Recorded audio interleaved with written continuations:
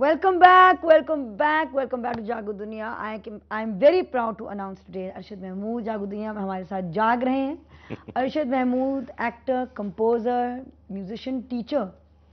एक सफ़र होता है आपके कॉम्पोजिशंस में, मतलब एक सीधी लाइन में मेलोडी नहीं जा रही होती, यहाँ शुरू होती है, फिर बीच में ये होता है, फिर ख़त्म होती है, फिर आके फिर आप वापस आते हैं टू योर अंतरा. बट ये where do you go off to and how does that happen?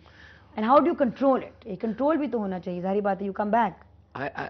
ये मैं कह नहीं सकता. मुझे एक चीज़ का मैं वो आप ज़रूर यहाँ बात करूँगा कि मुझे मौसीकी से इश्क है, और it's one of the only passion I have. बात वही है कि आप you compelled to do it. और जैसे जैसे शायरी की वो जो गज़ल फॉर्म है हमारी शायरी की, उसको बहुत अच्छा लोगों ने किया. अच्छा, नज़्म जो थी वो शायद कंपोजर्स उसको इग्नोर करते रहे, तो मुझे नज़मों का शौक़ हो गया कि जो तवील नज़में थी, मतलब जैसे मुझे इसका यकीन है इट्स अबाउट 2.5 पेजेस. बिल्कुल. अब उसमें से कोई चीज़ आप नहीं निकाल सकते. वो इट्स अ कंटिन्यूस, यानी it has a beginning and an end. तो अब उसको म्यूजिकलाइज करने में बड़ा लुत्फ आता है. मतलब इट्स लाइक, और हमें क्या सुनने में लुत्फ आता है. हमारे साथ एक बहुत खास कॉलर लाइन पे हैं. अस्सलाम वालेकुम अनवर भाई. अस्सलाम वालेकुम, क्या हाल है? शुक्र अल्हम्दुलिल्लाह.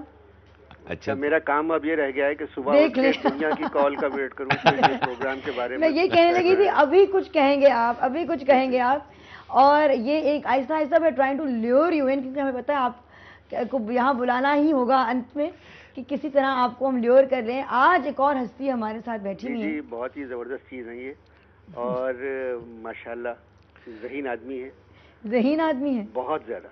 नहीं वो देखिए, मैं बताऊँ, आप वाहिद कंपोजर हैं जो बोल समझ के बेशक.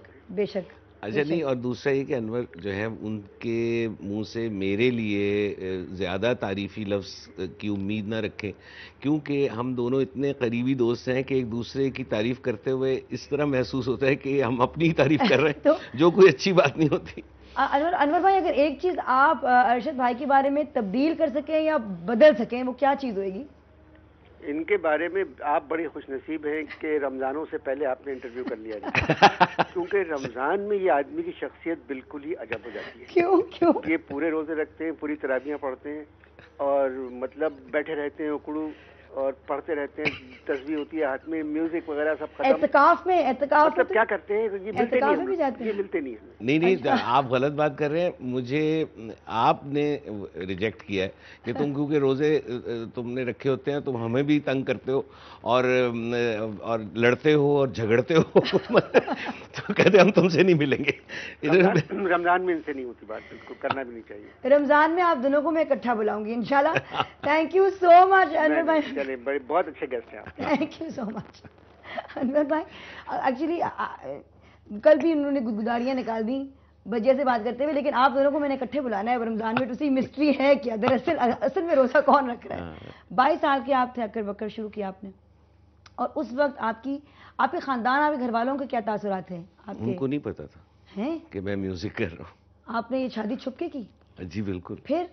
और मैं बताता हूँ कि मेरी अम्मा के लिए, मेरे अब्बा का इंतकाल हो गया था, मैं बहुत छोटा था, तो अम्मा ही सब कुछ थी. तो 88 में एक फैज़ मेले पे एक ऐसा मौका मिला कि वो सब मुझे ही कह दिया गया कि भाई तुम ही इस सारे सेगमेंट को करो ऑर्गेनाइज.